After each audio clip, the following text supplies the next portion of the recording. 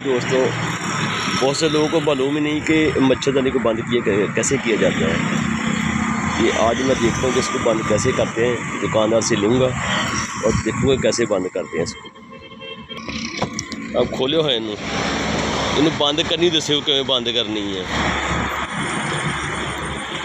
इसको ऐसे करते हैं। हाँ ये देखिए 4 तार हो गए ना। हाँ बीच में रख देना, इसको ऐसे कड़ा कर देना। सही। इसको अंदर ले आओ। सही। आप बाहर ले जाएंगे तो नहीं होगा, इधर ले आओ, ऐसे कर दो। ये 2 तार नीचे छोड़ देना, 2 ऊपर आ जाएंगे। सही बात। एक बार फिर करियो, एक बार फिर करियो।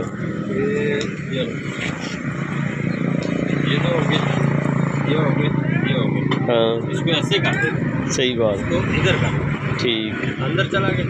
ये 2 तार फिर नीचे छोड़ दिया। सही बात। सही सर। ओके ओके जी।